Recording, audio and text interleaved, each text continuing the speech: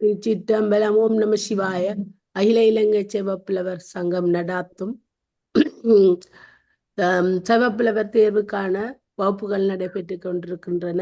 இன்று நன்னூல் விரிவுரையை தொடர்ந்து தருவதற்காக செவப்புலவர் திலைமணி சமூக வடிவெளு அவர்கள் வருகை தந்துள்ளார்கள். அவர்களை வருக வருக என்று வரவேற்பதோடு அகில இலங்கை செவப்புலவர் சங்கத்தின் தலைவர் கமலநாதன் ஐயாவிற்கும் ஆனந்தி அம்மாவுக்கும் கலந்தோடு சிறப்பித்து கொண்டிருக்கும் அனைத்து சிவனடியார்களுக்கும் அன்பு வணக்கங்களை தெரிவித்துக் கொண்டு முதலில் தேவார புராணத்துடன் வகுப்பை ஆரம்பிப்போம். சிற்றம்பலம். முந்தைகான் மூவரினும் முதலானான் கான் மூவிளைவேர் மூத்திகான் முருகவே தந்தைகான் தன் கடமா முகத்தினார்க்கு தாதைகான்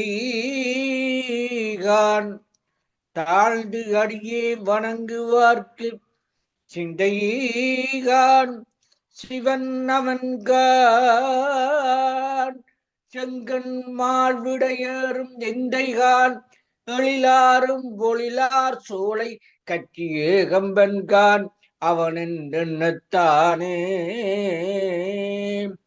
இரவாத இன்ப அன்பு வேண்டி பின் வேண்டுகின்றார் பிறவாமை வேண்டும் மீண்டும் பிறப்பு உண்டேல் உன்னை என்றும் மறவாமை வேண்டும் இன்னும் வேண்டும் யான் மகிழ்ந்து பாடி அறவா நீ ஆடும் போது உன் அடியன்கள் இருக்க என்றார். திருச்சிற்றம்பலம். நோ பார்வதிபதியே அரமகாதேவா. நாடுசுனே போற்றி நாட்டவர்க்கு முறைவா போற்றி. காவாய் கனகத்திலே போற்றி கையிலே போற்றி போற்றி. சிற்றம்பலம். சிற்றம்பலம். நன்றி நன்றி. மிகவும் அருமையாக இருந்தது நீங்கள் ஓதும் போது. மிகவும் நன்றி. சிவப்புலவர் திலமணி சண்முக வடிவேல் அம்மாவை வகுப்பை தொடங்குமாறு அன்புடனும் பணிவுடனும் கேட்டுக்கொள்கிறோம்.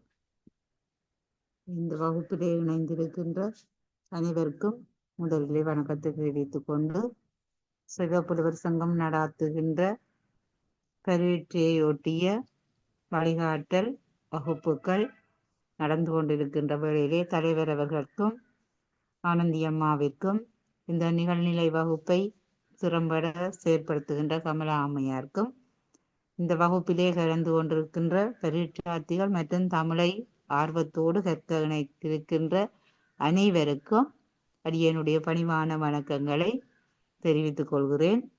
நாங்கள் இப்பொழுது கற்றுக்கொண்டிருப்பது நன்னூல். அதிலே எழுத்து அதிகாரத்திலே எழுத்தியல் நாங்கள் கற்று முடித்து விட்டோம். அந்த கற்று முடித்தது எழுத்தியல்ல. அப்ப நாங்கள் அகத்து இலக்கணம் 10 என்று பார்த்தனாங்க. அந்த அகத்து இலக்கணத்திலே 10ஓட பதமும் புணர்ச்சியும் சேர்த்து 12 பார்த்து நாங்கள் எழுத்து இலக்கண வகை. வெண்பெயர் முறை பிறப்பு உருவம் மாத்திரை முதல் ஈறு இடைநிலை போலி என்று இது 10 அகத்திலக்கணம். இந்த இளஞ்சிவப்புலவர் சரி சிவப்புலவர் சரி இது ஒரு வினாவாரது. பதம் புணர்பென 12 பால். பதவியல் வேற புணரியல் வேற. அது புறத்திலக்கணம் 2.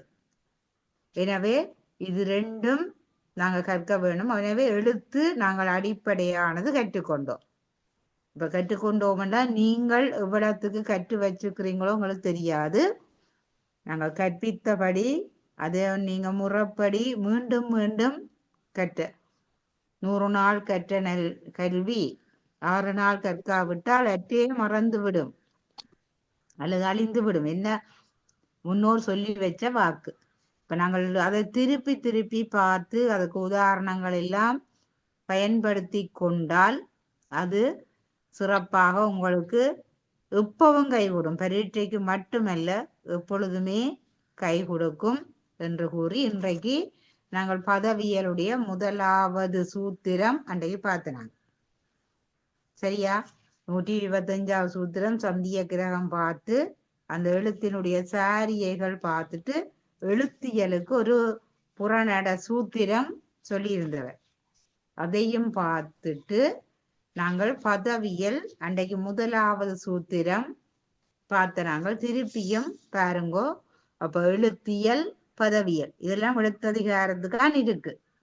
இப்ப நீங்க தொல்காப்பியம் படிக்க எழுத்ததிகாரம் பிரிம்பா சொல்லதிகாரம் பிரிம்பா படிக்கிறீங்க.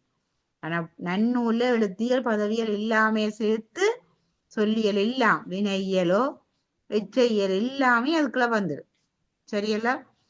பதத்துல முதலாவது சூத்திரம் எழுத்தே தனித்தும் தொடர்ந்தும் பொருள் தரின் பதமாம்.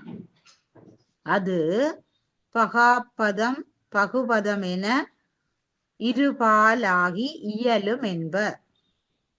அதாவது எழுத்துக்கள் தனித்து நின்றான தாமே ஒவ்வொன்றும் தனித்து தனித்து. நாங்கள் உயிர் 12 படிக்க பார்த்து நாங்கள் 12 உயிரும் ஒரு சொல். சரியல்ல? அதுக்குரிய பொருளையும் நீங்கள் பார்த்து கொள்ளலாம். தொடர்ந்து எழுத்துக்கள் தொடர்ந்து நிற்கும். ஆனா பொருள் தந்தால் அது பதம். பொருள் தராவிட்டு அதை நாங்கள் சொல்லண்டோ மொழியண்டோ பதமண்டோ குறிப்பது இல்லை. இது 2 வகைப்படும். ஒன்று பகுபதம், மற்றது பகாப்பதம். இதுதான் இந்த சூத்திரத்துல சொல்லப்பட்ட விளக்கம். அடுத்த சூத்திரத்தை பாருங்கோ. ஓரெழுத்து ஒரு மொழி. ஓரெழுத்து ஒரு மொழி. இப்ப உயிரெழுத்து 12 ஓரெழுத்து ஒரு மொழி இருப்பது போல உயிர்மெய்யிலையும் ஓரெழுத்து ஒரு மொழி இருக்கு.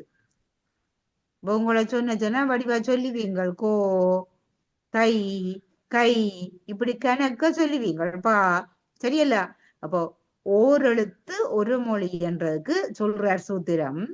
உயிர்மவில் உயிர் அதாவது உயிரெழுத்து 6ம் உயிரெழுத்து மாவில் 6ம் அதாவது உயிரெழுத்தில உயிர் வர்க்கம் முழுக்கத்தோட மா என்ற என்ற வர்க்கத்தில சரி 6ம் தபனவில் 5ம். அப்ப உம்மோட உயிரெழுத்து 12 சேர்க்கு அதுல 6 தனியா வரும். சரி, இப்ப மை என்றது ஒரு எழுத்து ஒரு மொழி இப்படி பார்த்துக்கொள்ளுங்க. மற்றது இத் இப் இந்த் இந்த 3லையும் 5ம். தபனவில் 5ம் கவசவில் 4ம் இக்கன்ன உவ்வன்ன இச்சன்னால 4 எழுத்தும். இப்ப கோ சா அல்லது வா இப்படி பாருங்க. ஒரு எழுத்து ஒரு மொழி இப்படி இருக்கு 4ம். யவ்வில் 1ம் இயன்னாவில 1 மட்டும். சரியா? ஆகும் நெடில் நொது ஆம் குரில் 2ஓடு ஓரு எழுத்து இயல் பதம் 6 சிறப்பின. 6 எத்தனை பேர்? 42 தனி எழுத்து ஓர் எழுத்து ஒரு மொழிக்காக வரும். தனி எழுத்துண்டா ஒரு எழுத்து. சரியல்ல? அப்ப உயிர் வர்க்கத்துக்கும் மா வர்க்கத்துக்கும் அவ்வாறும் த வர்க்கத்தும் ப வர்க்கத்தும் ந வர்க்கத்துக்கு 5ம் க வர்க்கத்துக்கும் வ வர்க்கத்துக்கும் ச வர்க்கத்துக்கும் 4 ஒன்றுக்கு 4 ய வர்க்கத்துக்கு 1மாக நெட்டெழுத்தானாகிய மொழி 40. நெட்டெழுத்தா இருக்கிற மொழி 40. சரியா? கணக்க நீங்கள் போட்டு கூட்டி பார்க்க வேணும். அந்த எழுத்தையும் பக்கத்தை டேஷ் போட்டு எழுத வேணும். மாவர்க்கத்துல இருக்கிற 6ம் என்ன? இப்ப மீண்டா ஒரு சொல்லு இப்படி நீங்க பார்க்க வேணும். சரியலா?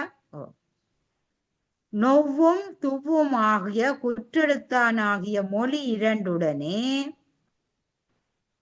சரியா? மொழி 2உடனே ஓர் எழுத்தானாகிய மொழி 242 ஆகும். நோனாவும் தூணாவும். சரியலே? நோனாவும் தூணா. இப்போ உயிரெழுத்துல நெட்டெழுத்து 6ஐயும் நீங்கள் பார்க்கலாம். நெட்டெழுத்து 6 ஏன் அப்ப அங்க நெட்டெழுத்து 7 என்று படிச்ச நாங்கள் இங்கே ஏன் 6 இருக்கு என்றதையும் பார்க்கவா. சரியா?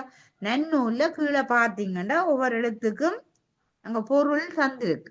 எல்லா எழுத்துக்கும் அல்ல, சில எழுத்துக்கு தந்திருக்கு.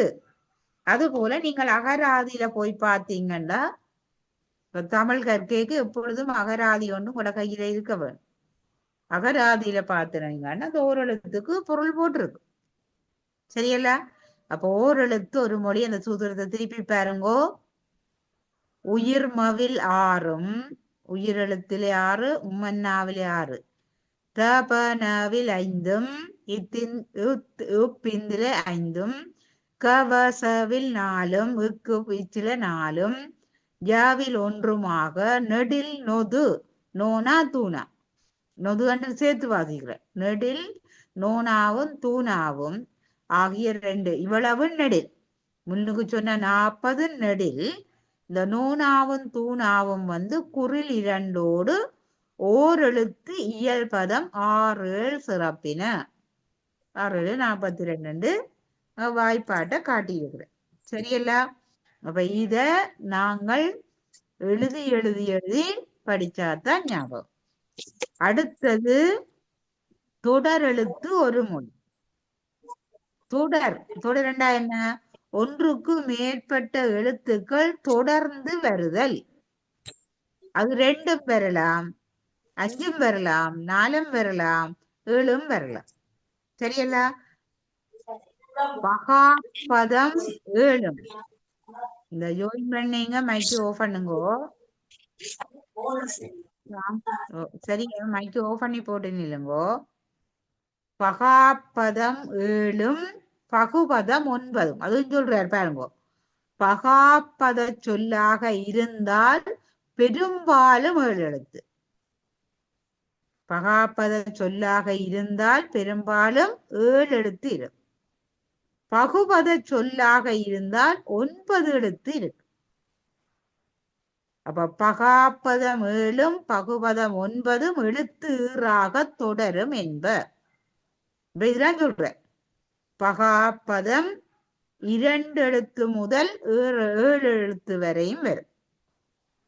பிரிக்க முடியாதவைதான் பகாப்பதம். எப்படி பிரிக்க? பகுபத உறுப்புக்கு அமைய பிரிக்க முடியாது. நீங்க புணரியலில போய் பிரிக்க முடியாதவைன்னு பார்க்கிறார். சரிங்களா? பகுபத உறுப்புக்கு அமைய பிரிக்க முடியாதவை 2 முதல் 7 எழுத்தாக இருக்கு. சரிங்களா? பகுபதம் 2 எழுத்து முதல் 9 எழுத்துறாக இருக்கும். நீங்க 2 அங்க நாங்கள் ஓரெழுத்து ஒரு மொழி பார்த்துட்டோம். அப்போ ஒரு எழுத்து ஒரு மொழி போனா 2 எழுத்து தானே. அப்ப 2 எழுத்து முதல் 7 எழுத்து வரை பகாப்பதமும், 2 எழுத்து முதல் 9 எழுத்து வரை அதங்கால கூடவே கூடிய சொற்கள் இருக்கு. இப்படித்தான் சரியா வரவிலக்கணம் இருக்குண்டு. சரி, அதுல புறநடை இருக்கும். அப்போ 9 எழுத்துறாக தொடர்வது பகுபதம் என்று சொல்லப்படும். நீங்கள் என்ன செய்ய வேணும்? கூட கொப்பியில பகுபத சொற்களையும் கொஞ்சம் எழுதணும். 2ல இருந்து 2 எழுத்து, 3 எழுத்து, 4 எழுத்து, 5 எழுத்து, 6 எழுத்து, 7 எழுத்து, 8 எழுத்து, 9 எழுத்து வரையும் பகுபதத்துக்கு கொஞ்சம் சொல்லி எழுதும். பகாப்பதத்துக்கும் 7 எழுத்து வரையும் எழுதப்படும். சரிங்களா? அப்ப அப்படி எழுதினாத்தான் உங்களுக்கு இப்ப நாங்க நேர படிப்பிக்கணும் அதெல்லாம் பாக்குறோம். நாங்க எப்படி நீங்க எழுதி வச்சுக்கிறீங்க. சின்ன பிள்ளை மாதிரி நல்ல தமிழ் புத்தகங்கள் எடுத்து உங்களுக்கு தெரிஞ்சு சொல்லு. 2 எழுத்து சொல்லு, 3 எழுத்து சொல்லு, 4 எழுத்து சொல்லு, 5 எழுத்து சொல்லு, 6 எழுத்து. அதுல பிரிக்க முடியாத சொல்லை பிரிம்பா ஒரு பக்கத்திலையும், பிரிக்க கூடிய எழுத்துக்களை இன்னொரு பக்கத்திலையும் எழுதும். அப்படி எழுதிக்க அடுத்த சூத்திரம் பார்க்க போறோம். இந்த பகுபதமும் பகாப்பதமும் என்னென்று நாங்கள் வேறுபடுத்தி காண்றது. பகாப்பதம் இன்னதென்பதும் அதன் வகை. இப்ப பகாப்பத சொல்லு அதன் வகை என்றா என்ன? இப்ப நாங்கள் சொற்கள் 4 படிச்சிருக்கிறோம். பேசிக் தமிழ் படிச்சிருக்கிறீங்க, அடிப்படை தமிழ், அடிப்படை இலக்கணம் படிச்சிருக்கிறீங்க. பெயர் சொல், வினை சொல், இடைச்சொல், உரிச்சொல், இப்படி 4 சொல் தமிழ்ல இருக்கு. அப்ப அதன் வகை என்றதுக்குள்ள இதுதான் வரும். அப்ப இனி சூத்திரத்தை வாசிக்கிறேன், நீங்கள் எல்லாம் புத்தகம் இருந்தா பார்த்து கொள்ளலாம். பகுப்பால் பயனற்று இடுகுறியாகி, பிரிச்சு பார்க்கலாம். பகுப்பால் பயனற்று இடுகுறியாகி முன்னே ஒன்றாய் முடிந்து இயல்கின்ற, முன்னே ஒன்றாய் முடிந்து இயல்கின்ற வடிவா பிரிக்கலாம். இதுக்குத்தான் நாங்கள் இலக்கணம் படிக்கோம். எப்படி இதை பிரிக்கிறது? இப்ப நாங்கள் எந்த ஒரு செய்யுளையும் பிரிக்கிறோம், எந்த ஒரு சூத்திரத்தையும் பிரிக்கிற இலக்கண முறையின்படிதான் பிரிக்கலாம். முடிந்து இயல்கின்ற பெயர் வினை இடை உரி 4ம் பகாப்பதம். பகாப்பதம் என்றா என்ன என்றும் அதன் வகையையும் ஒரு சூத்திரத்தை சொல்லியிருக்க. பகுப்பால் பயனற்று இடுகுறியாகி, இடுகுறி என்றாக்க அன்னைக்கு எடுத்தியல்லே சொன்னான், முன்னோர்கள் இட்டு வழங்கிய பெயரெல்லாம் இடுகுறி. அது பெயராயிருந்தான, வினையாயிருந்தான, இடையாயிருந்தான, உரியாயிருந்தான. அப்ப பகுப்பால் பயனற்று இடுகுறியாகி முன்னே ஒன்றாய், ஒன்று ஒரே சொல்லாதான் இருக்கு, முடிந்து இயல்கின்ற பெயர் வினை இடையுறி 4ம் பகாப்பதம். சரியல்லோ? பகுபதம் போல தன்னை பகுத்து பார்க்கின்ற பகுப்பால அது என்ன, உறுப்பின் பயன் விளையாது. அப்ப என்ன, அது காரணத்தால் வரும் அல்லது இடுகுறியாக வரும், அது என்னவோ. சரியா? மற்றது அந்த சொற்கள் பெயர் சொல்லாகவும் வினை சொல்லாகவும் இடைச்சொல்லாகவும் உரிச்சொல்லாகவும். அப்ப நீங்க சொற்கள் எழுதேக்க எல்லாத்தையும் பெயர் சொல்லா எழுதுறல. அப்ப என்ன செய்ய வேணும்? வினை சொல்லையும் எழுத வேணும், இடைச்சொல்லையும் எழுத வேணும், உரிச்சொல்லையும் எழுத வேணும். அப்படி எழுதினால்தான் உங்களுக்கு பகாப்பத சொல் என்னென்று தெரியும். வெண்ணில நீர் தீ காற்று ஆகாயம், அதுல தீ மட்டும் ஒரு எழுத்து சொல்லு, இதுல 2 எழுத்து சொல்லு, 3 எழுத்து சொல்லு எல்லாம் வருது, இது பெயர் சொல்லுக்க வரும். அதே போல நடவா இருபோ, சரியோ, இதுல 2 எழுத்து சொல்லும் இருக்கு, ஒரு எழுத்து சொல்லும் இருக்கு. அப்ப ஒரு எழுத்து சொல்லி அங்க விடுங்கோ. இப்ப எங்களுக்கு 2 எழுத்து சொல்லு, 2 முதல், சரியோ, ஒரு எழுத்து சொல்லும் பிரிபடாதுதான், ஆனா ஒரு எழுத்து ஒரு மொழியா இருக்குமென்று பார்த்தேன், பொருள் குறிக்கும். சரியா? மற்றது மண் கொல் அற்று போன்ற சொற்கள், மாள் போன்ற சொற்கள் இடைச்சொல்லாக வரும். மற்ற உரிச்சொல்லுக்கு என்ன, உரு, களி, சால, இதெல்லாம் உரிச்சொல்லாக வரும்.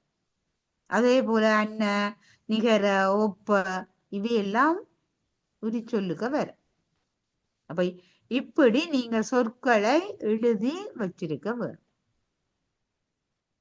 சரியா?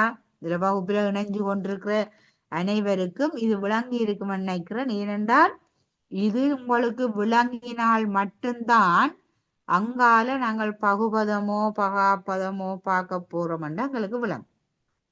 அப்ப இந்த எழுத்துக்கள் மூலம் சொற்களை ஆக்கி அந்த சொற்கள் பொருள் குறித்தால் அது பதமாகும்.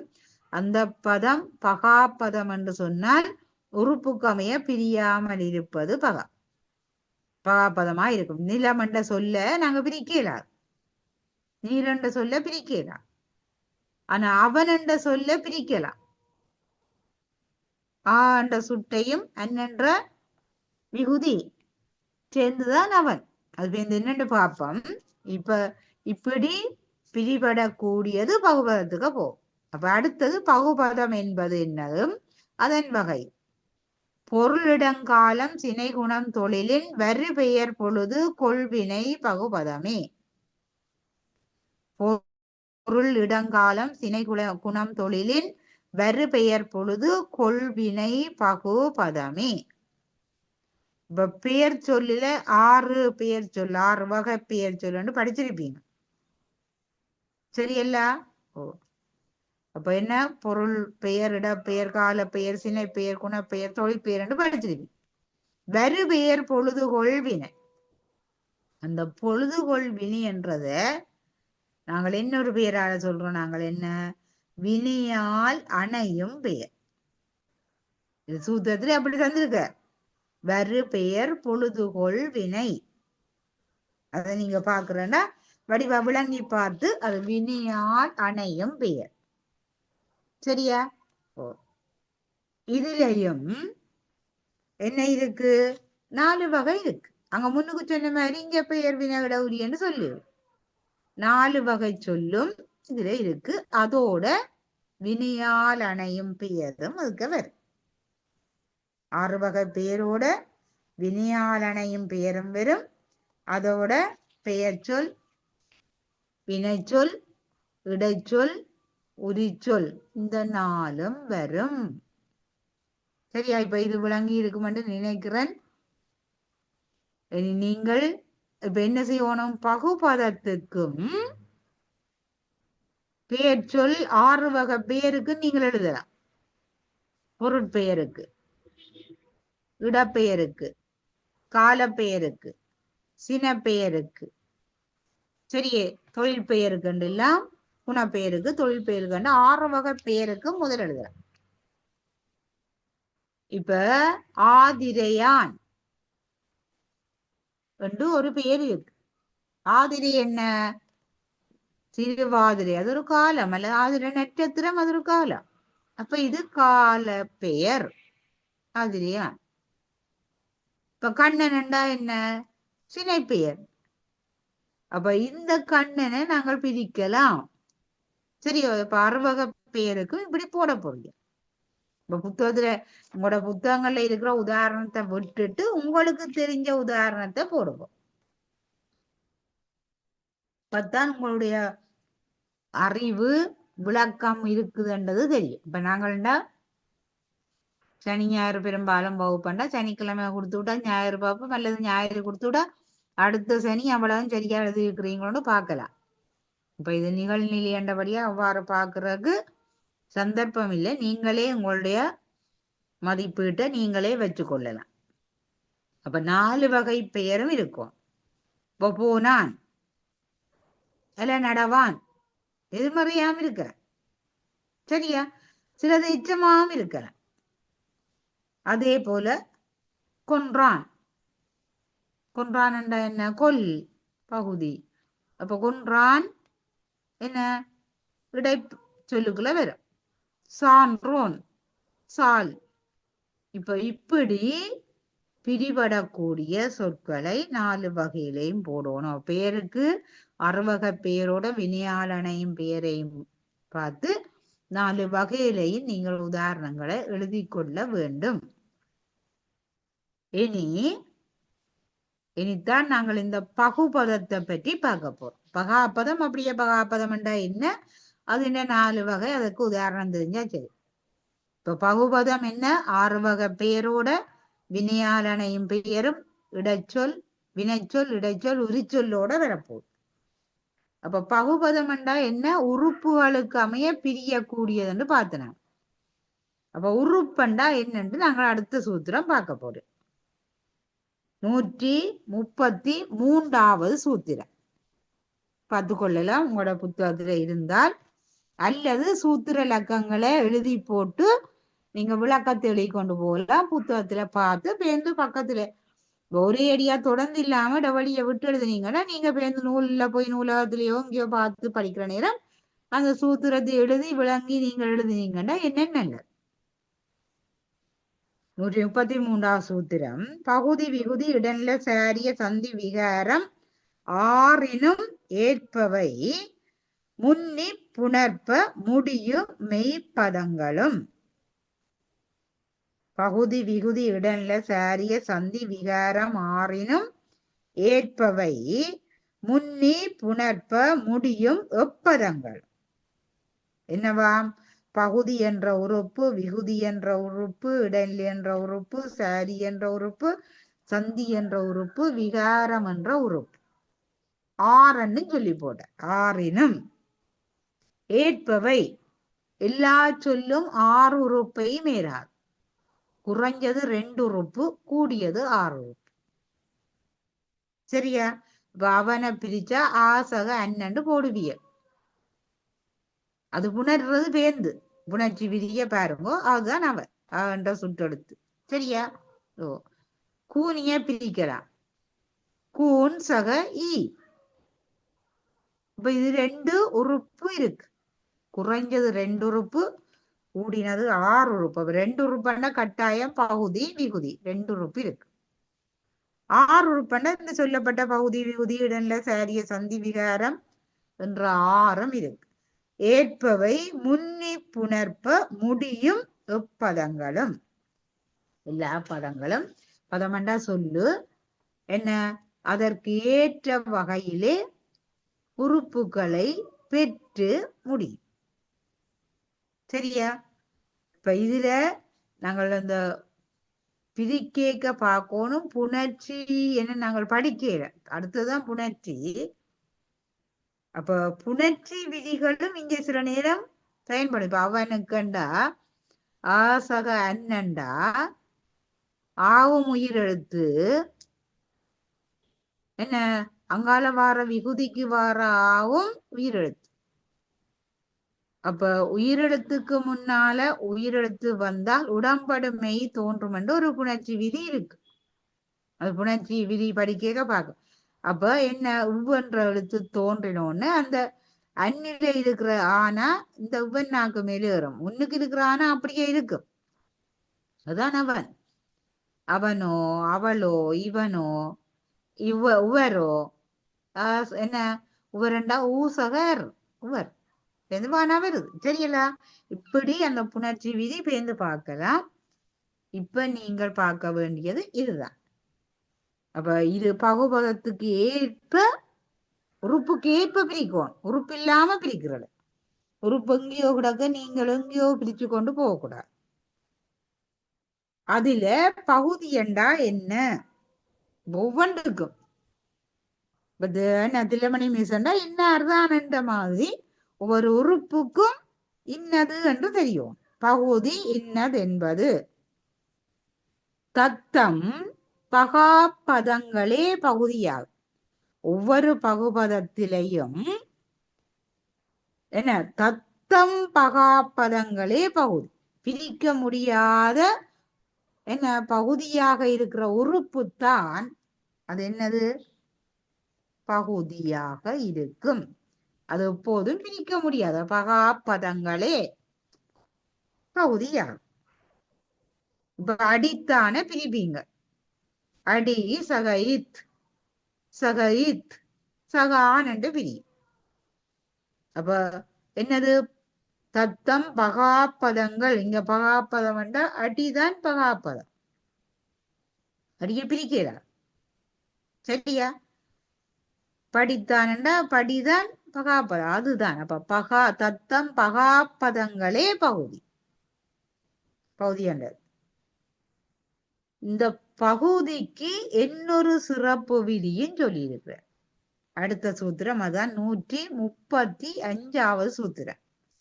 இதுவும் வினாக்களுக்கு வாரது. என்னன்னு கேட்டால் பண்பு பெயர் பகுதி. பண்பு பெயர்கள் வந்தால் அவை பகுதியாக இருக்கும் என்ற ஒரு சிறப்பு விதியை சொல்லியிருக்கிறார். பண்பு பகுதிக்கு ஒரு சிறப்பு விதி. பண்பண்டா என்ன தன்னிடம் கொண்டுள்ள குணம் என்று நாங்க சொல்றோம். குணப்பெயர் போல அமைவதெல்லாம் பண்புக்கு வரும். குணத்துக்கும் பண்புக்கும் ஒரு கொஞ்சம் வித்தியாசம். ஆனா பண்பு அதுதான். இப்ப நாங்க செம்மை சிறுமை சேய்மை தீமை வெம்மை புதுமை மென்மை மேன்மை திண்மை உண்மை நுண்மை அவற்று எதிர் இன்னவும். அப்ப அதுல நேர பண்பு பெயர் கொஞ்சத்தை தார 135வது சூத்திரம். செம்மை சிறுமை சேய்மை தீமை வெம்மை புதுமை மென்மை மேன்மை திண்மை உண்மை நுண்மை அவற்றெதிர் இன்னவும் பண்பில் பகாநிலை பதமே. பண்பில பண்பு பெயர்ல இவ்வளவும் பகுக்க முடியாத பகுதியாக இருக்கு. பகாநிலை பதமே அண்டா என்ன? அது பிரிக்க முடியாத பகாப்பதமாக இருப்பது. அப்ப இதுல 11 சொல்லி இருக்கிற. இதை விட நாங்கள் இன்னும் சொல்லலாம். சரியோ? இப்ப இத கருமை சொல்லல. இப்ப கரும்பலகைய பிரிச்சால் கருமைதான். சரியல்லோ? வெண்பலகை இப்ப ஒயிட் போர்டுன்னு நாங்க சொல்றோம், அது வெண்மைதான். அது மாதிரி பொன்மை, பசுமை, அணிமை, நன்மை, தீமை, இப்படி நிறைய நீங்கள் பார்க்கலாம். பழமை, சரியோ? நோய்மை, இது இப்படி நீங்கள் நன்னூல்ல இருக்கிறத விட இன்னும் நீங்கள் பயன்பாட்டில் இருக்கிற பண்பு பெயர் பதங்களை நிறைய பார்க்கலாம். சரி, அது பண்பு கொண்டு இருக்கும். பெரும்பாலும் மை விகுதியே இருக்கும். பெரும்பாலும் என்ன இருக்கும்? மை விகுதி பெற்று இருக்கும். சரியல்லா? அப்ப இந்த பண்பு பெயர் என்னண்டு ஒரு பதமாக வரைக்குள்ள எப்படி நாங்கள் சொல்லண்டு பார்க்கிறது, உறுப்புக்கு ஏற்ப பிரிக்கிறது. அதுக்குத்தான் அடுத்த சூத்திரம். இது எங்களுக்கு புணரியல்ல வர்றதை விட பதத்தில வர்றதுதான் கூட. சரியா? 136வது சூத்திரம். இதுவும் பரீட்சைக்கு வார சூத்திரம். இந்த பண்பு பெயர் சொற்கள் எப்படி உணர்ந்து ஒரு சொல் போல எங்களுக்கு இருக்கு. முதலாவது சூத்திரத்தில் சொல்றார், ஈறு போதல், இடையுகரம் ஈயாதல், ஈனா குறில ஈயாதல், ஆதி நீடல், அடியகரம் ஐயாதல், தன்னொற்று இரட்டல். இப்ப நேரடி வகுப்பாண்டா பிளாக் போர்ட்லயோ ஒயிட் போர்ட்லயோ எழுதி உங்களுக்கு காட்டலாம். இப்ப இது நீங்கள்லாம் எழுத வேணும். இரு போதல், இடையுகரம் ஈயாதல், ஆதி நீழல், அடியகரம் ஐயாதல், தன்னொற்று இரட்டல், முன்னின்ற மெய்திரிதல், இனம்பிகள் இனியவும் என்னும் கிடக்கு. சொல்ற என்னும் இனியவும் பண்பிற்கு இயல்பே. பண்பிற்கு இயல்பே. அப்பண்பு சொல்லுக்கு இது இயல்பானது. இப்ப இத நீங்கள் இன்றைக்கு எல்லாரும் நினைக்கிறேன் எழுது கருவி கடதாசி வச்சிருப்பீங்க. சொல்ல சொல்லி எழுதுங்க. பண்பு பெயருக்கு என்ன சொல்லுகள் எழுதுனீங்க. சும்மை, சிறுமை, செய்மை, தீமை அப்படி போடுறீங்க கொஞ்சம். சரியல? அது எப்படி சேர்ந்து வரப்போகுது புணர்த்தி பார்க்க, அதை பிரிச்சால் எப்படி புணரும். சரியல்ல? அப்ப இதுல 136வது சூத்திரம் என்று போட்டுட்டு ஈறு போதல். சரியா? ஈறு போதல் முதலாவது போடுவிய. இரண்டாவது இடை உகரம் இ ஆதல். குறில இடை உகரம் இ ஆதல். ஆதி நீழல் மூன்றாவது. ஆதி நீடல் என்று கிடக்கு. நீங்கள் நீழல் என்று போடுங்க. நீடு நெட்டெழுத்து ஆகும். அது என்ன? முதலாவது எழுத்து நெட்டெழுத்து ஆகும். சரியல்ல? அடுத்தது அடி அகரம். அடி என்ற சொல்லினுடைய முதலாவது எழுத்து அடி அகரம் ஐயன்னா ஆகும். சரியா? இப்ப கீழே கீழே எழுதி கொண்டு போகணும். என்னடா நான் பக்கத்தை சொல்லி சொல்ல போறேன். ஒவ்வொரு சொல்லியாவது நீங்க எழுதி வச்சிருந்தால்தான் இன்னும் நல்ல ஒன்றை விட்டு ஒரு வரி விட்டு எழுதினாலும் இன்னும் உங்களுக்கு நல்ல. அல்லது நம்பரை போட்டு எழுதினா கீழே அந்த விளக்கத்தை எழுதி வைங்க. சரியா? அப்படி செய்தாதான். அப்ப அடியகரம் ஐயாதல். அடுத்தது அஞ்சாவது தன் ஒற்று இரட்டல். தன்னுடைய ஒற்றெழுத்துண்டா மெய் எழுத்து இரட்டிக்கும். சரியல்லா? முன் நின்ற மெய் திரிதல். ஆறாவது முன் நின்ற மெய் திரிதல். ஏழாவது இனம் மிகர். சரியல்லா? அதாவது அந்த அங்கால வருமொழியாக சகவுக்கு பின்னால இருந்து அதை வருமொழி என்று சொல்லுவான். அது வருமொழியாக இருந்தால் அந்த சொல்லு என்ன எழுத்திருக்கும், என்ன உயிர்மெய்யாக இருந்தால் அந்த உயிர்மெய் எழுத்துக்கு முதலாவது ஒரு மெய் எழுத்து தான் இருக்கு. அதனால அந்த மெய் எழுத்து என்ன செய்யுமா, மிகுந்து. மிகுந்துன்னா ரெண்டாவது வரும், ரெட்டிக்கும். ரெட்டிச்சு அதுல வரும். இதுல முதலாவது ஈறு போதல். இதுக்கு ஒரு உதாரணம் எழுதி கொள்ளுங்கோ. பாசி என்ற சொல்லு, பாவன்னா சீனா போடுங்கோ. அதுல ஒரு சமன் போட்டுட்டு அங்கால போடுங்கோ. பசுமை, பசுமை சக ஈனா குறில வடிவா போடணும், அப்பதான் தெரியாவலாங்க. சரியல்ல? இப்ப இதுல முதலாவது அந்த பசுமையில இருக்கிற மை என்ற எழுத்து போக போகுதுன்னா விட்டுட்டு போகுது. அதான் இரு போத. அப்ப அதை நீங்க எழுதி கொள்ளுங்க. பசுமையில பசுமையை போட்டுட்டீங்கள், பாசி பிரிச்சு பசுமை சகை போட்டுட்டீங்கள். அப்ப ஈறு போனால் அடுத்த வரியில என்ன போட போறீங்கள், பசு சகை என்று போடுவீங்கள். அங்காலே ஒரு டேஸ் போட்டு அடைப்பு குறி போட்டு ஈறு போதல் என்று எழுதவன். அப்படி எழுதினாத்தான் சரி. போட்டிருப்பீங்கன்னு நினைக்கிறேன். இப்ப பசு வந்து இருக்கு. இனி என்னைய போகுது, பசு என்றால் இச்சென்னா சக ஊனாதான் சூனா. சரியல்ல? அப்ப ரெண்டாவது விதி படிச்ச நாங்கள் இடையுகரம் ஈயாது. அப்ப இடையில இருக்கிற அந்த சூனா இடையிலான நின்ற எழுத்து மையன்னா போகும் முதல் இடையில. அப்ப என்ன செய்யுது, அந்த சூவை அடுத்த வரியில் எழுதுவீங்க என்ன, பசி என்று எழுதுவீங்க. பசி என்று எழுதி போட்டு பசி சக ஈனா போடுவீங்க. பசி என்று எழுதினாலே சரி, ஈ போடாட்டிக்கும். இடை உகரம், இடை உகரம் இ ஆதல். அப்ப என்ன, சூனாவில இருக்கிற உகரம் ஈனாவாக திரிவடைந்தது. இடையுகரம் ஈயாது. சரியல்ல? அடுத்ததுக்கு எழுதுவீங்கள் பாசி என்று எழுதுவீங்கள், டேஸ் போட்டு எழுதுவீங்கள் ஆதி நீளல். ஏன், பானா குற்றெழுத்தாக இருந்தது, உயிர்மை குற்றெழுத்து பானா.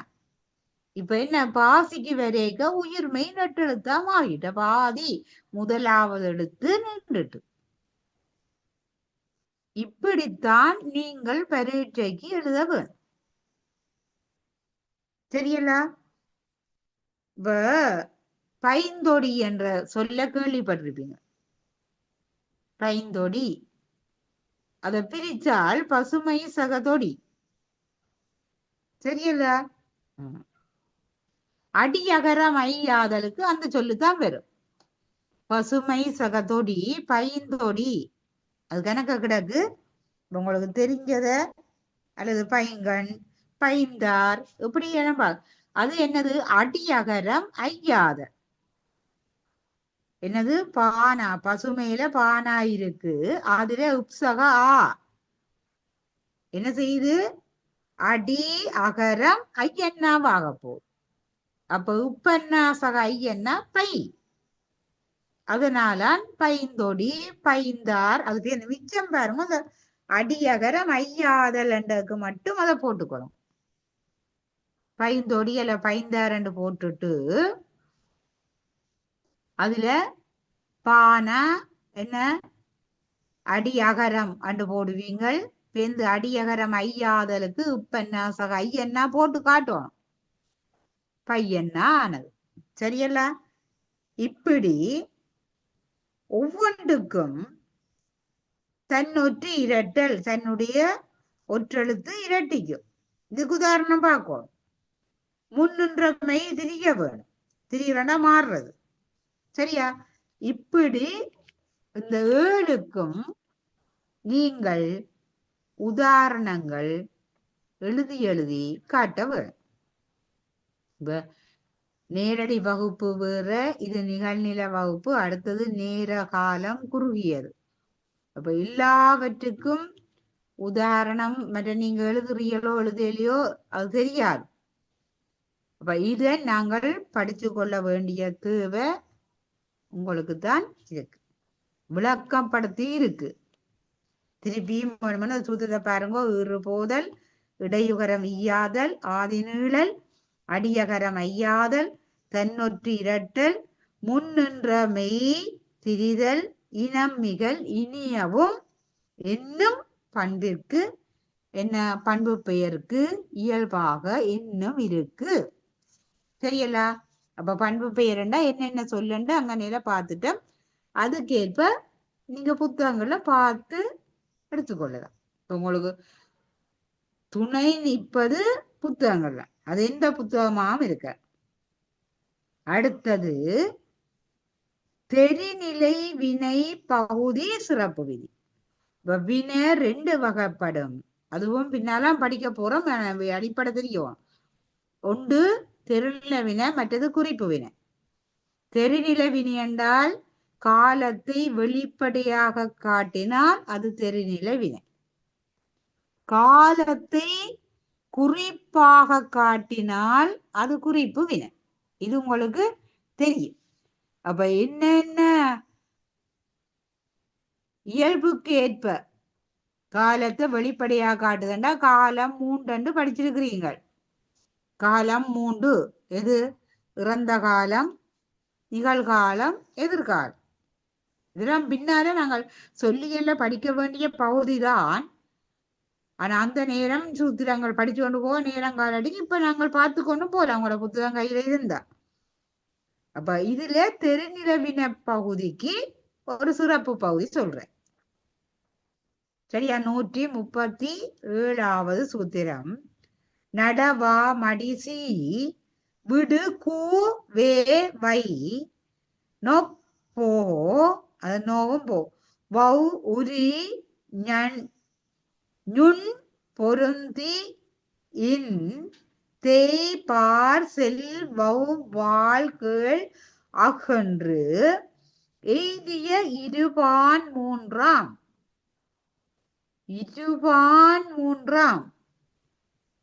ஈற்றவும் செய்யன் ஏவல் வினை பகா பதமே. பாருங்கோ என்ன இவ்விருபத்து 3 சொல்ல சொல்ற.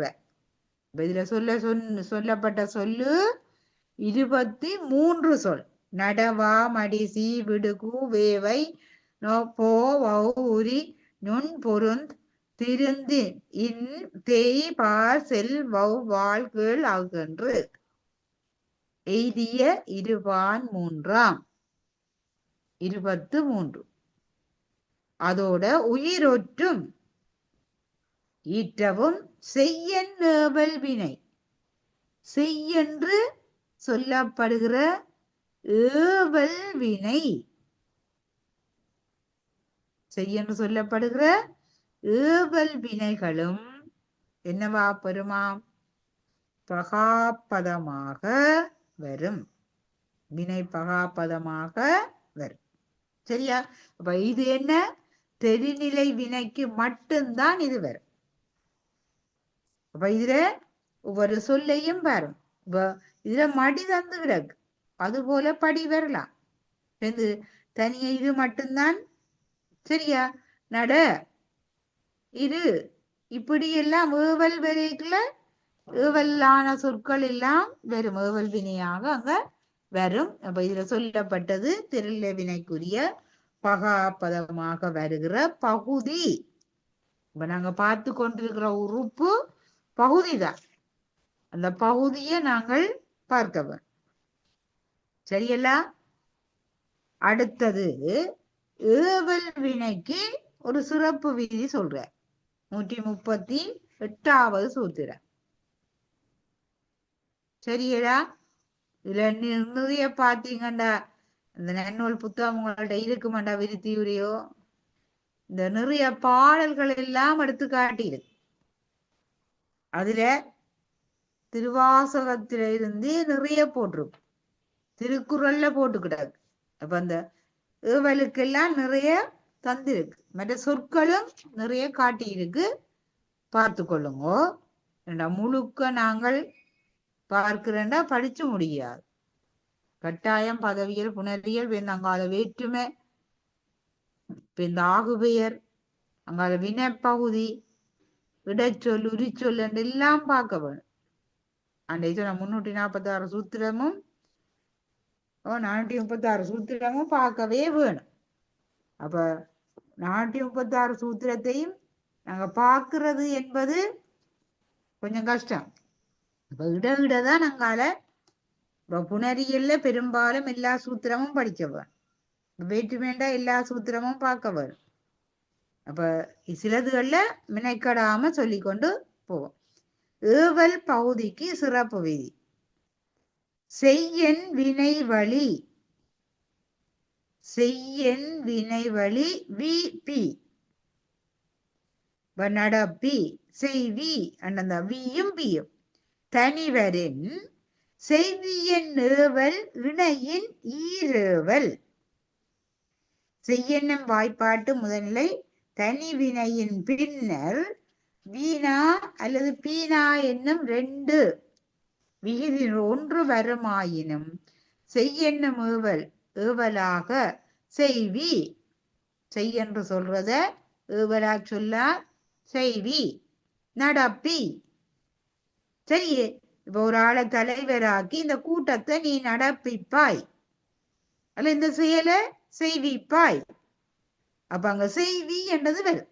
சரியோ? நடப்பிப்பாய் என்றதுல நடப்பி என்றது வரும். இப்படி அந்த சொற்கள் ஏவற் சொல்ல பார்த்து கொள்ள வேணும். இந்த வினைக்கு ஒரு புறநடை சொல்ற, வினைப்பகுதிக்கு ஒரு புறநடை. விளம்பிய பகுதி, இப்ப சொல்லப்பட்ட 3 சூத்திரமும் விளம்பிய பகுதி வேறாதலும் விதியே. வினைக்கு சொல்லப்பட்டது 3 சூத்திரம், அதுல சொல்றார் விளம்பிய பகுதி வேறாதலும் விதியே. வினைப்பகுதிக்கு ஆவதோர் புறநடை என்னன்னு கேட்டால் தேவற்பகுதி வேறாதல், அதன் பின்னே விளம்பிய வினைப்பகுதி வேறாதல். இப்ப நடத்தி நடத்தினான் என்று சொல்லுவான், அல்லது நடப்பித்தான், நடத்துவித்தான், இப்படி பாருங்க. அப்ப இப்படி விளம்பிய பகுதி வேறாதலும் விதியே, வேறாக வருவதும் உண்டு. அதான் புறநடை. சிலவற்றுக்கு புறநடை சொல்லப்பட்டது. அப்ப இங்க 8 சூத்திரம் பகுதிக்கு தந்திருக்கு, தனியா பகுதி என்ற உறுப்பு. சரியல்ல? அங்க பண்பு பெயரோட சேர்த்தான் பார்க்கவா. அடுத்தது விகுதி. பகுபதத்தின் 2வது உறுப்பு விகுதி. விகுதிய 140வது சூத்திரத்துல சொல்ற. அன்னான் அள்ளாள் அர் ஆர் பம் மார் அ ஆ கூடு தூரு, இது தனித்தனியா வரும். கூடு தூரு என்னேன் அல் அன் அம் ஆம் எம் ஏம் ஓ மொடு உம்மூர் கடதர ஐ ஆய் இம்மின் இறீர் ஈயர் கயவும் என்பவும் பிறவும் வினையின் விகுதி பெயரினும் சிலவை. வினையின் விகுதி போல பெயருக்கும் சில இருக்கு. இப்ப இதுல சொல்லப்பட்டது வினையும் இருக்கு பெயரும் இருக்கு. சரியா? அப்ப வினையின் விகுதி பெயரினும் சில இருக்கு. அன்னான் அள்ளாள். இப்ப அண்ணன்றது நான் இப்ப அவன் முதல்ல சொன்னான். சரியா? அவனுக்கு ஆசக அண்ணண்ட பயன் அன் என்ன விகுதி. அது என்னவா வருது? பெயர் சொல்லுதான் வருது. அவளுக்கு அழ்வரும் அல்லது இவள் என்றால் அழ்வரும். சரியா? அப்ப அன்னான் அள்ளாள் ஆர் பம் மார் அ ஆ கூடு துரு. உண்கு அல்லது உண்டு என்னது இப்படி என்று நாங்கள் பிரித்து பார்த்தால் இந்த விகுதி சொல்லு வரும். கூடு துரு என் ஏன் அல் அன் அம் ஆம் ஏம் ஓ ஓமொடு உம்மூர் கடதர ஐ ஆய் இம்மின் இறீர் ஈயர் கயவும் என்பவும் பிறவும் வினையின் விகுதி பெயரினும் சிறப்பு. சரியா? இது நீங்கள் சொற்கள்ல பார்த்து சொல்லப்பட்ட இதுல 37 சொல்ல போட்டிருக்கிறார். விகுதி சொல்ல 37 சொல்லு போட்டிருக்கிறார். இப்ப விருத்தியுரையில பாத்தீங்கன்னா பெரும்பாலும் சரியல்ல. மைக் ஆஃப் பண்ணுங்க யாரு. ரெட்மி 8. நடந்தனன் என்றால் நடந்தனன் பகுபத சொல்லு. அத நாங்க பிரிச்சா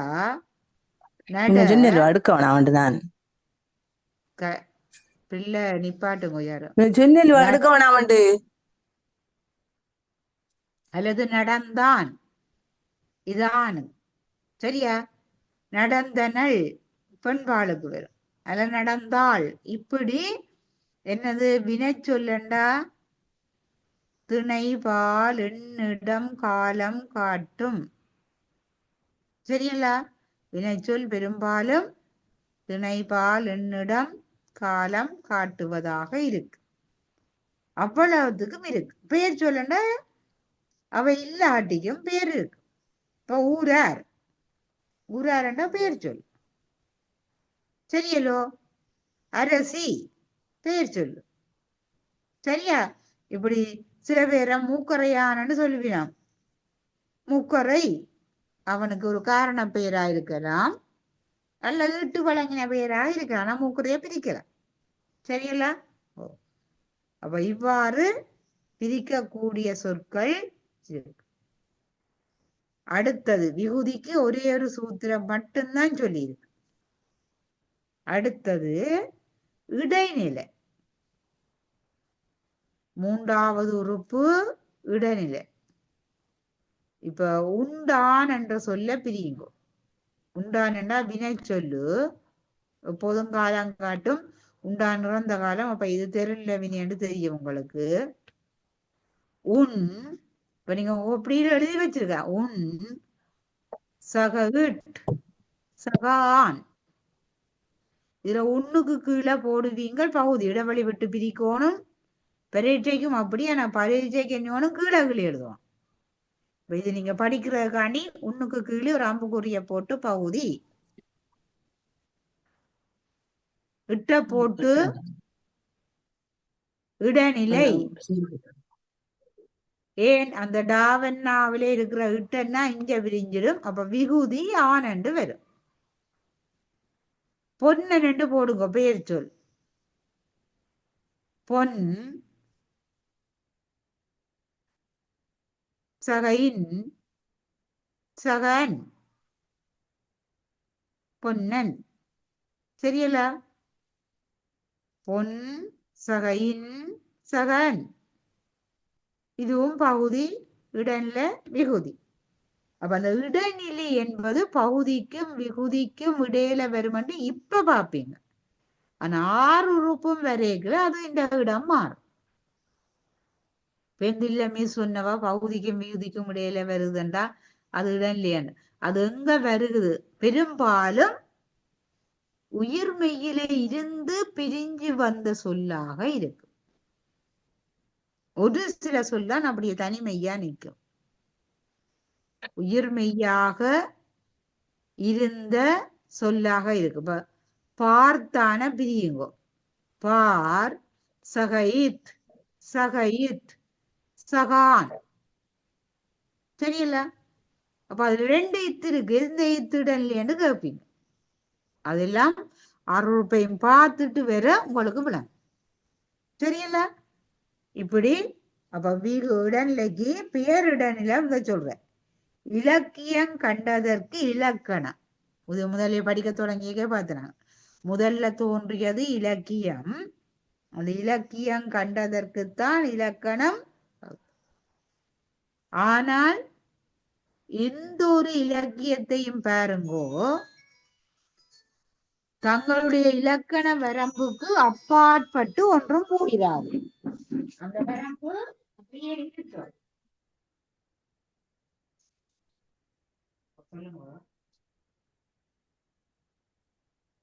என்ன?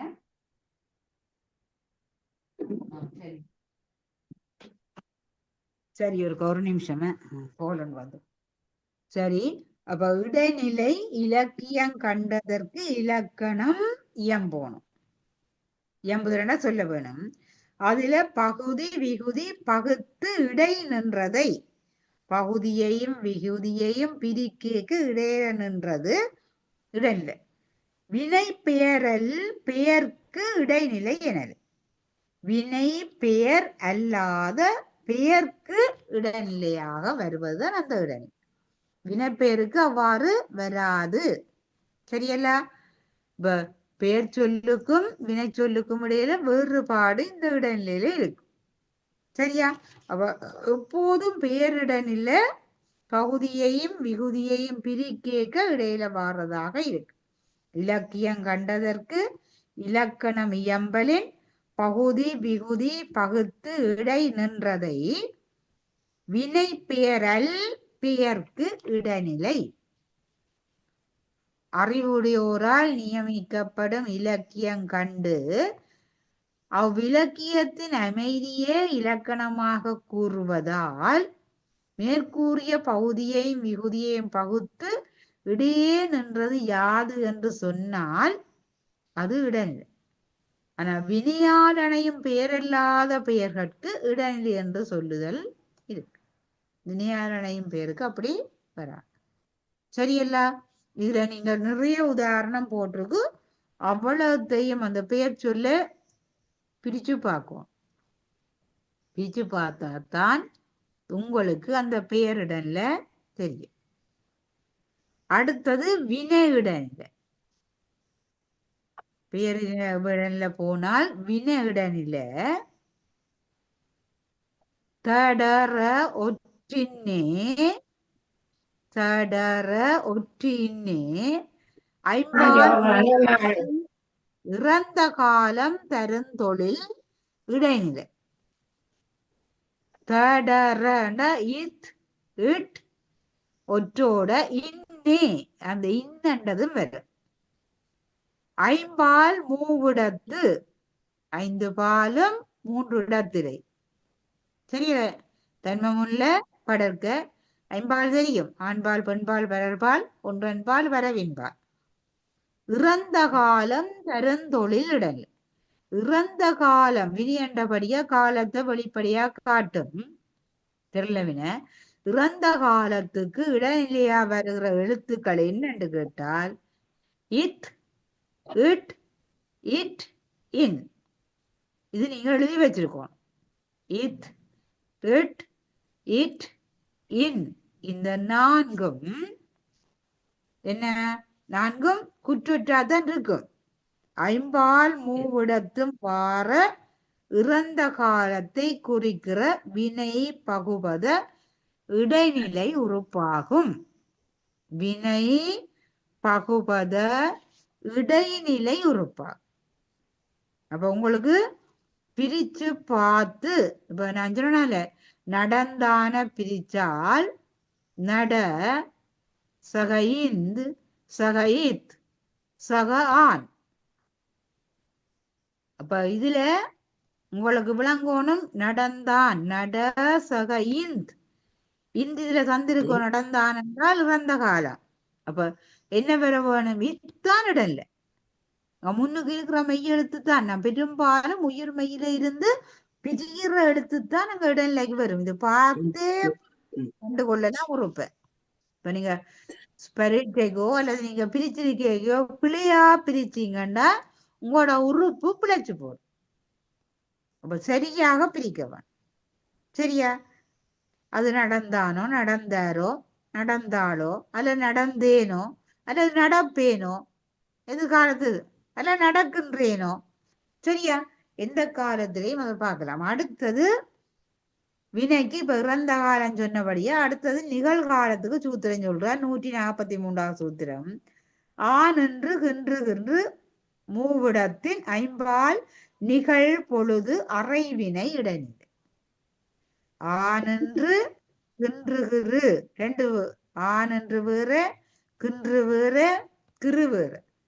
மூவிடத்தின் அங்க என்ன தென்ம முன்னில படக்கதான். ஐம்பால் முதல்ல பார்த்தான் நிகழ் பொழுது. அப்ப நடந்து கொண்டு இருந்தால்தான் அது நிகழ்காலம். நடந்து முடிஞ்சுட்டா இறந்த காலம். நடக்க போகுதுன்னா எதிர்காலம். அப்ப நிகழ் பொழுது அறைவினை, அறைகின்ற வினை சொல்லாக வருகிற இடநிலையில நீங்க குறிச்சு கொள்ளலாம். ஆன் என்று ஒரு சொல்லு. இப்ப நடவா நிற்கின்றான் அப்படி என்ன வரைக்கும் இப்படி வரும். ஆன் என்று நடக்கின்றான் என்றால் அங்க கின்று என்று வரும். நடக்கிறான் என்றால் கிரு வரும். இப்படிதான் பிரிக்கும். நடக்கிறான், நட சரியோ, சக கிரு, சகான், நடக்கிறான் கண்டு பிரிப்பீங்க, சேர்ப்பீங்க. சரியல்ல? அப்ப ஆன் என்று கின்று கிரு என்பது ஐம்பால் மூவிடத்துக்கும் நிகழ்காலத்தை குறிக்கிற வினை பகுபத உறுப்பாகிய இடைநிலையாக அது அமைகின்றது. சரியல்ல? அடுத்தது அப்ப இடைநிலை நிகழ்காலத்துக்கு சொன்னால் இனி எதிர்காலத்துக்கும் சொல்லுவோம். 144வது சூத்திரம் அதான். பௌவ மூவிடத்து ஐம்பால் எதிர்பொழுது. பௌவ மூவிடத்து ஐம்பால் எதிர்பொழுது இசைவினை இடைநிலை யாம் இவை சில இல. சில இல. சரியா? சில இல்ல. பவ்வா மூவிடத்து உப்பென்னா என்ற ஒற்றும் உவ்வென்னா என்ற ஒற்றும் அந்த மெய்யெழுத்து உப் உ ஆகிய ரெண்டு மெய்யெழுத்துக்களும் ஐம்பால் மூவிடத்தும் ஐம்பாலுக்கும் மூவிடத்துக்கும் எதிர்காலத்தை குறிக்கின்ற வினை பகுபத உறுப்பாகிய இடைநிலையை குறித்து வரும். நடப்பான பிரிச்சால் நடப்பாண்டா இப்ப நாளைக்கு நடக்கலாம், 10 வருஷத்துக்கு பிறகு நடக்கலாம், அல்ல 100 வருஷத்துக்கு பிறகு நடக்கலாம். அது இல்லை, எதிர்காலம் அதான். அப்ப நடப்பான பிரிச்சா நட சகவுப் சகவுப் சகான். சரியா? அப்படிதான் பிரிக்கும். வருவான பிரிச்சால் வா வருகண்டு பிரிக்கல. வா சகவு சகான். கண்டான பிரிச்சால் கண்ணண்டு பிரிக்கிறல. கான் ஏன் கண்ணை கருவியாக கொண்டு அது வருவானும் அப்படிதான் வருகண்டு பிரிக்கிற. வா இவளாத்தான் நிற்கும். வா சகவு சகான். இந்த பதவியல்ல இதுதான் பிரச்சனை வாரது. நீங்க எழுதுவீங்கள், ஆனால் அங்க உறுப்பு பிரிக்க பிரச்சனை. உறுப்பை பிரிச்சு அடையாளப்படுத்திக்க உறுப்புகள் பிழைக்கும். அதாலதான் நீங்க நினைப்பீங்க, நான் எழுதி போட்டு வந்தேன்னா என்னடா எனக்கு இலக்கணம் பயிலா வந்துட்டுது என்று நினைக்கிறதுக்கு காரணம் இதுதான். அந்த நுணுக்கமா நாங்கள் அதை படிச்சுட்டு போனாதான் எழுதியக்கையும் நாங்கள் நுணுக்கமா இது இளம் சைவ புலவர்கள் சரி சைவ புலவர்கள் தோற்றுகிற பரீட்சார்த்தி 2 பரீட்சார்த்திகளுக்கும் இந்த வினா பதவி இல்ல. எல்லா வருஷமும் வருமண்டு இல்ல, ஆனா வினா வந்தால் இதுல வர்றது இருக்கு.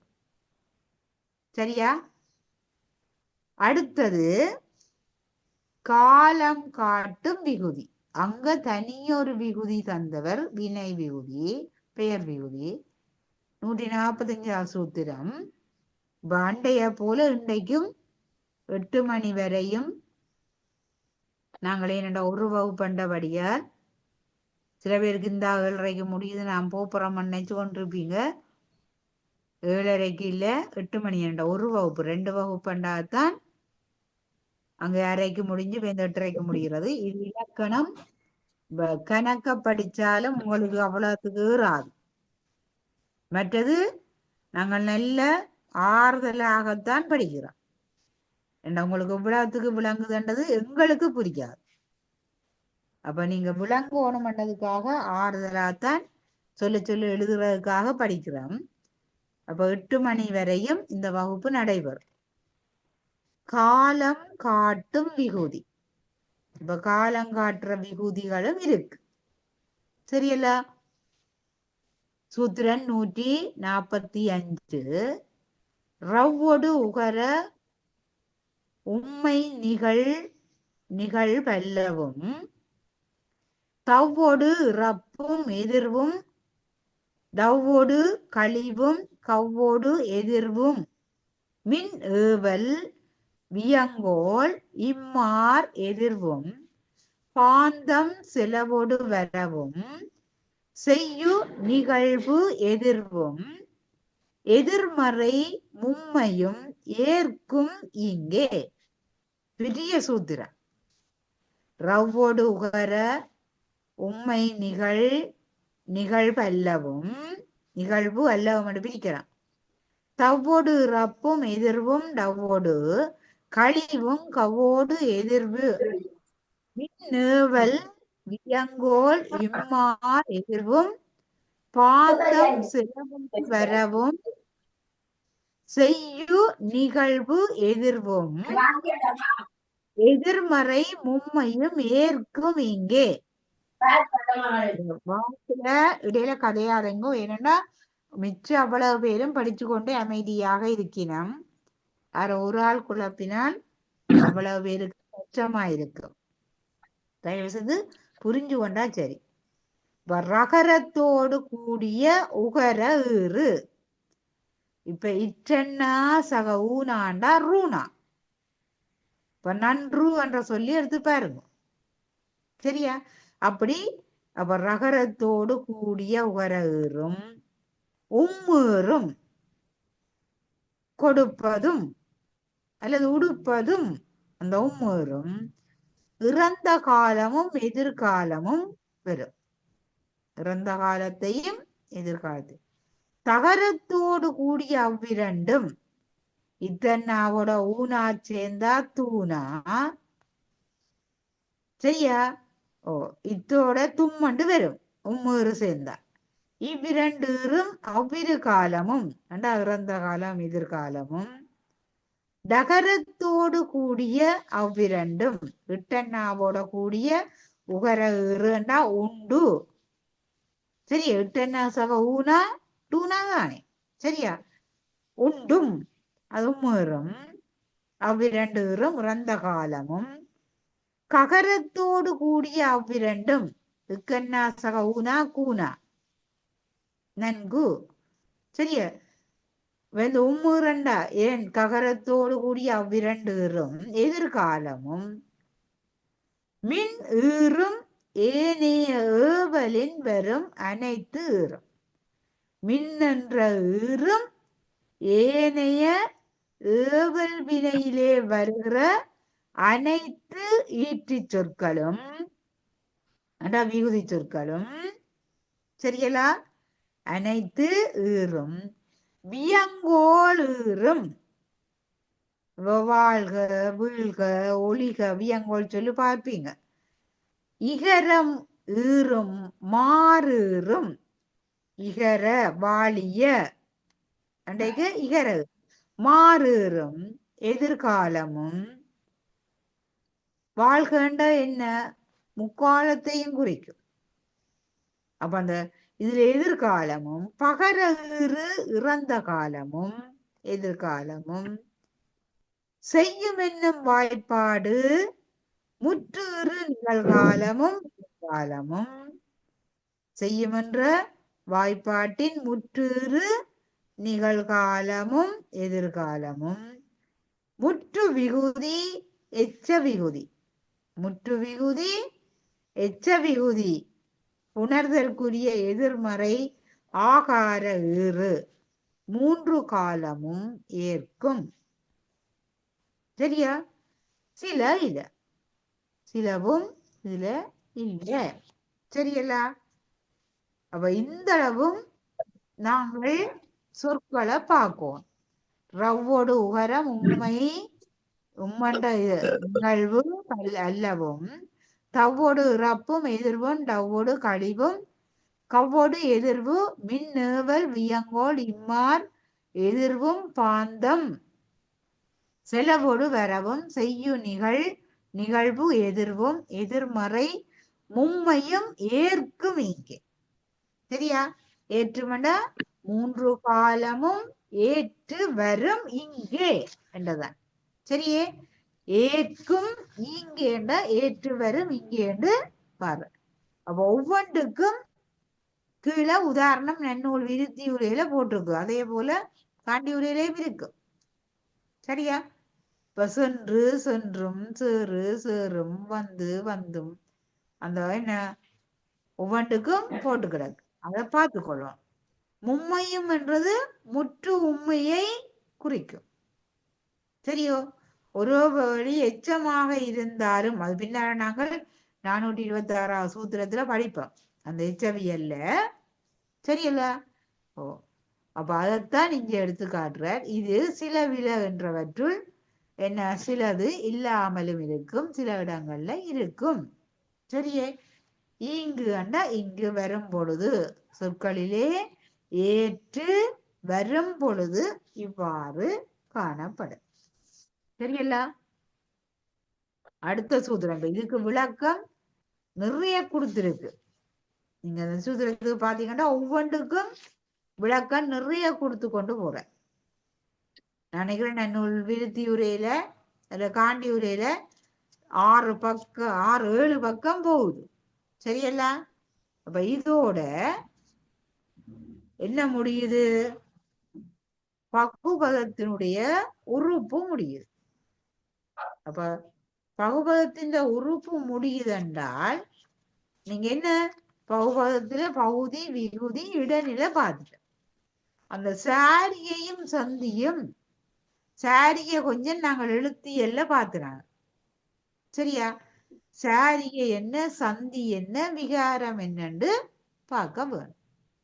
இதுக்கு நீங்கள் உங்களோட புத்தகங்கள் எடுத்து வச்சு பிரிச்சு பார்க்கணும். இப்ப நடந்தான பிரிச்சா நட சகைந்த் சகைத் சகான். அந்த இந்தன்னாதான் சந்தியாக வரும். இந்த சந்திதான் விகாரமாக மாறும். வார உறுப்பும் மாற ஒரு சொல்லண்டா நடந்தன பிரியுங்கோ. உங்களோட கொப்பியில பிரியுங்கோ. நடந்தன சொல்ல போட்டுட்டு சொல்ல சொல்ல எழுதுங்கோ. நட சகைந்த் அந்த இந்துக்கு பக்கத்து ஒரு அடைப்புக்குறி போட்டுட்டு அடைப்புக்குறி போட்டு குடிய போடணும். சகா போடுறதுல அடைப்புக்குறி போட்டு இத்தனை போட்டுக்கொள்ளுங்க. கொஞ்சம் இடைவெளி விட்டு எழுதுவோம். சரியா? நட சகைந்த் அந்த ஈத் அடைப்பு குறிக்க பேந்தொரு ஈத் பேந்தொரு அன் என்னும் ஒரு அன் போடுவீங்க. நடந்தனன் திருப்பியும் பாருங்கோ. நட சகைந்த் அடைப்பு குறிகைத் சகைத் சகன் சகன் கொஞ்சம் இடைவெளி விட்டு விட்டு எழுதுவோம். நடவுக்கு கீழே பகுதி என்று போடுவியல். கடைசியா இருக்கிற அன்னுக்கு கொண்டே விகுதி என்று போடுவியல். அந்த சகவோட இருக்கிற இத்துக்கு இடைநிலை போடுவீங்கள். அந்த இத்தன்ற இடைநிலைக்கும் விகுதிக்கும் இடையில ஒரு அன் இருக்கு, அது சாரி என்று போடுவியல். இந்த பகுதிக்கும் இடைநிலைக்கும் இடையில ஒரு இந்து இருக்கு சகவோட சேர்ந்து, அது சந்தி என்று போடுவீங்க. அந்த சந்தி தான் இத்தன்னாவாக விகாரம் அடையும். அந்த இத்துக்கு கீழே விகாரம் என்று எழுதுவீங்க. சரியல்ல?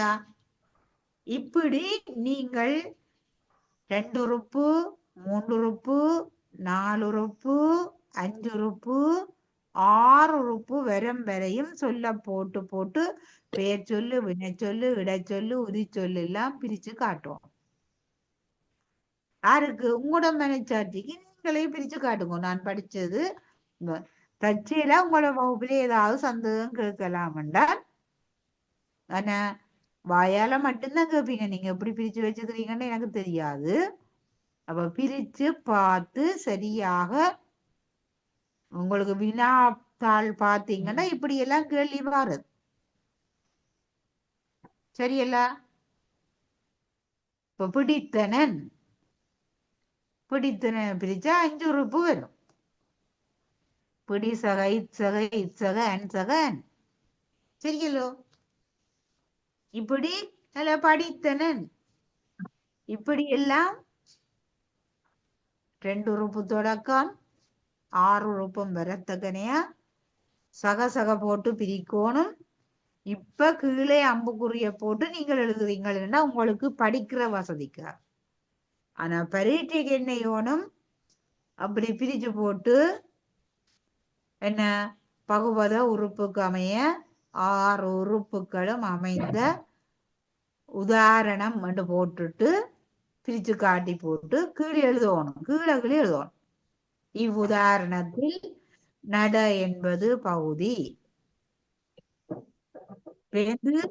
ஈட்டிலே நிற்கிற அன் என்பது விகுதி, நடந்தன பிரிச்சார்.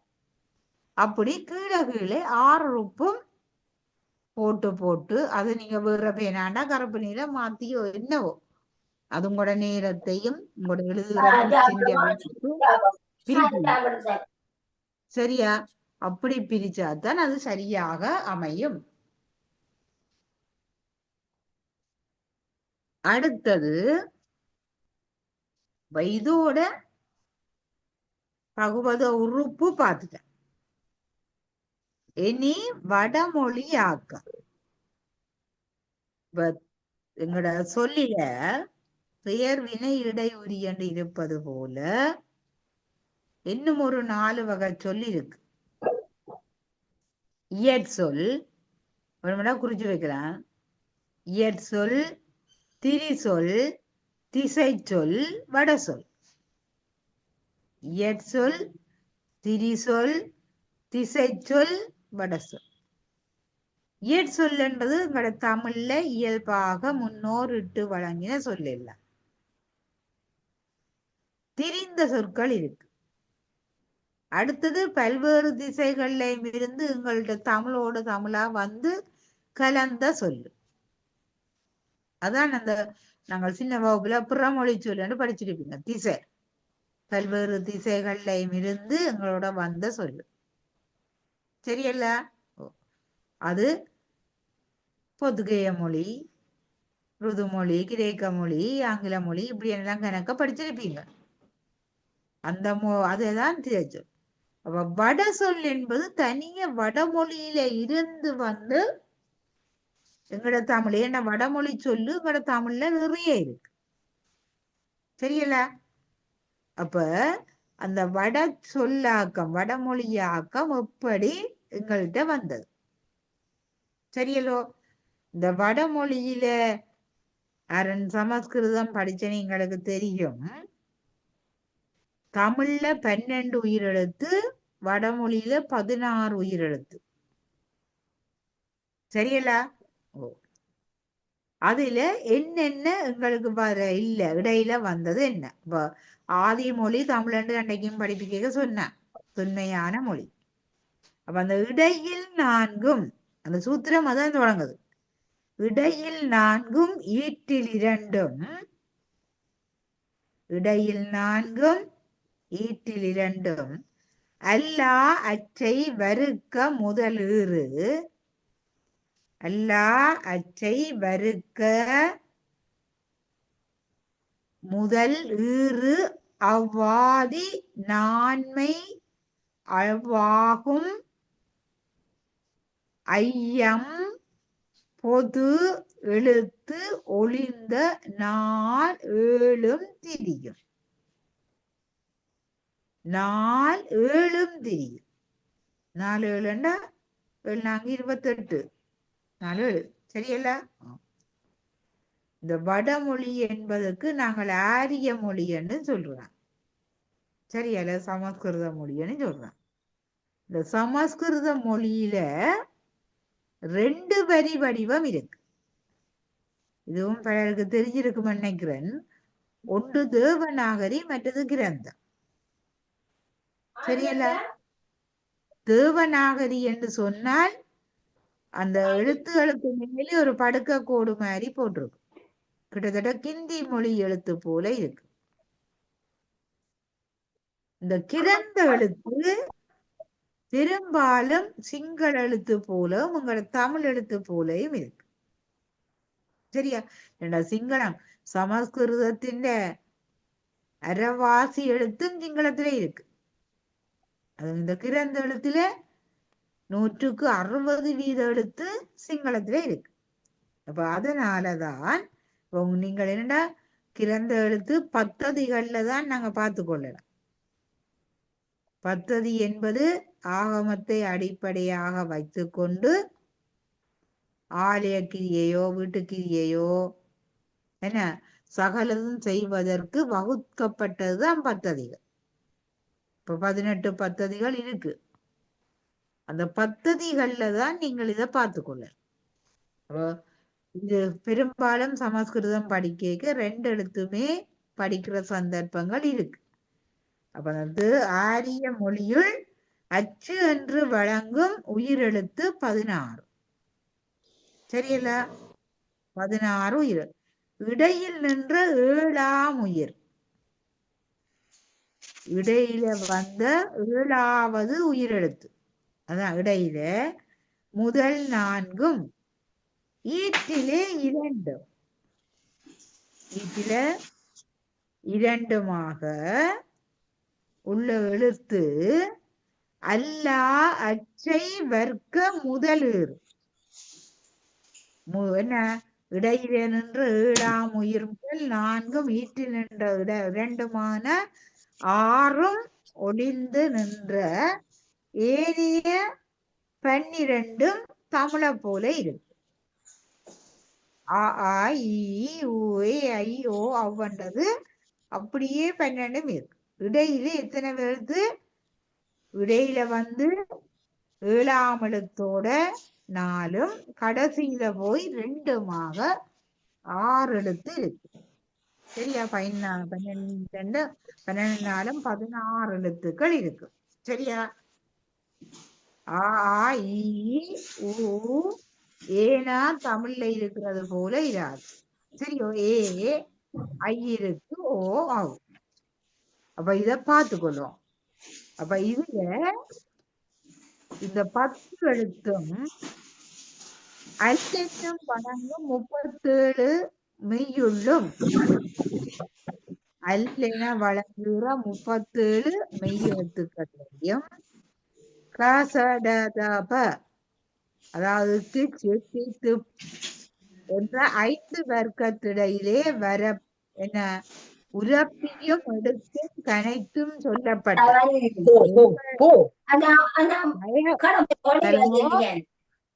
யார் இந்த ரெட்மி 8 மைக் ஓபன் பண்ணுங்க.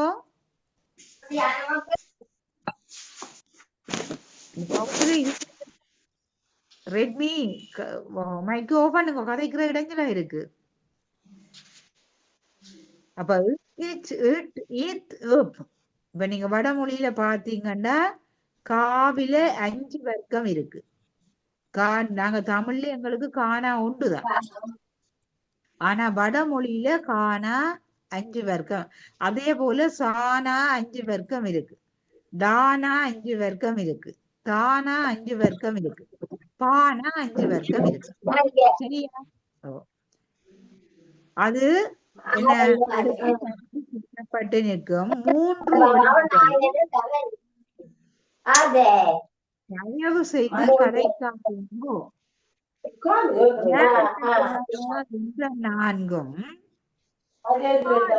இலவமாகும் 25 தமிழிற்கும் ஆரியத்துக்கும் பொது. என்ன இதுல கதைக்கிறேன்? தயவு செய்து இந்த வகுப்புல இருக்கிற ரெட்மி தானே மைக்கு ஓஃப் பண்ணுங்கோ.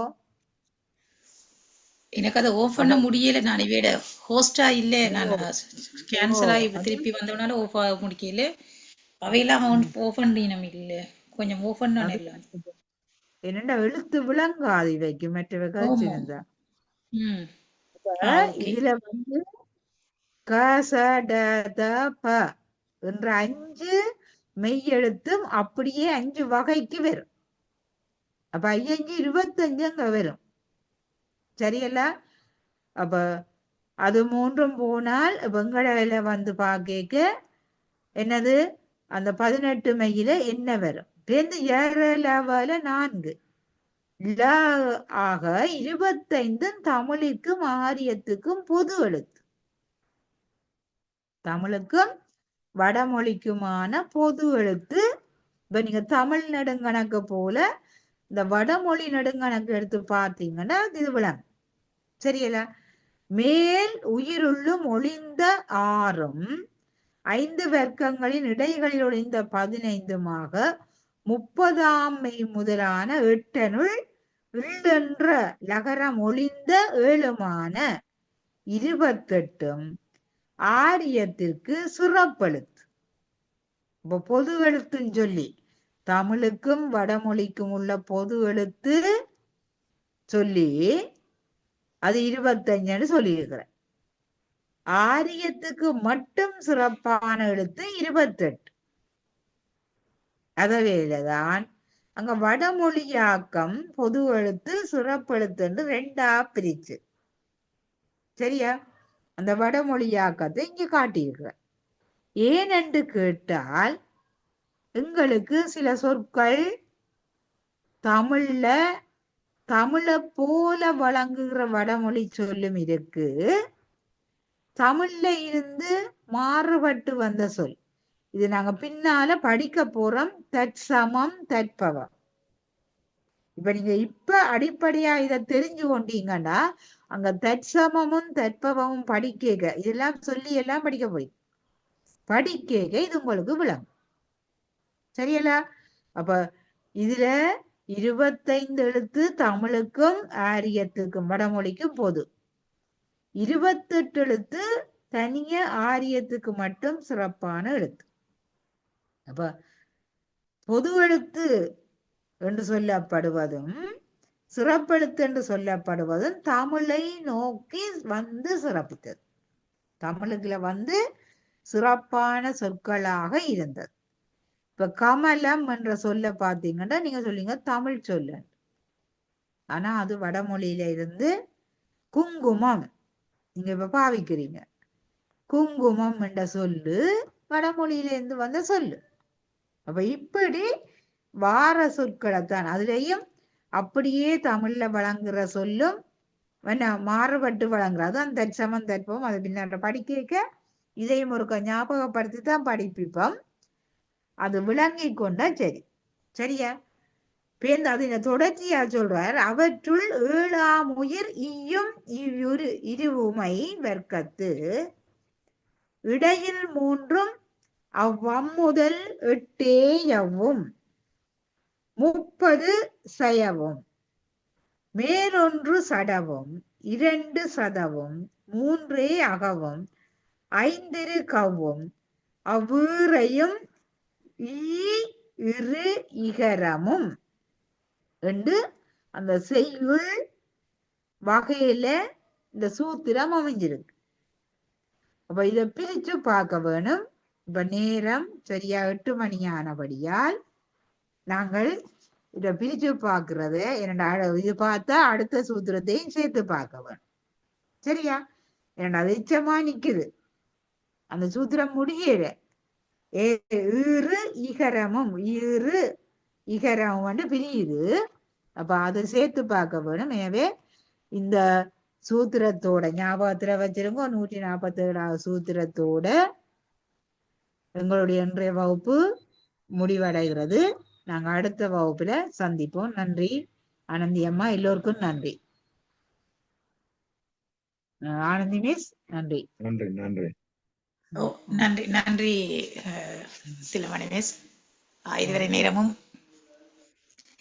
நன்னூல் தொடர் விரிவுரையை வழங்கிய சைவப்புலவர் ஷண்முகி திலமணி அம்மையார் அவர்களுக்கு சைவப்புலவர் சங்கத்தின் சார்பிலே நன்றிகளை தெரிவித்துக் கொள்கின்றேன். அதே நேரம் தொழில்நுட்ப உதவிகளையும் நெறிப்படுத்தலையும் செய்த திருமதி கமலா ரவீந்திரன் அம்மையார் அவர்களுக்கும் சைவப்புலவர் சங்கத்தின் சார்பிலே நன்றிகளை தெரிவித்துக் கொள்கின்றேன். நன்றி நன்றி. எல்லோருக்கும் நன்றி. திருச்சிற்றம்பலம்.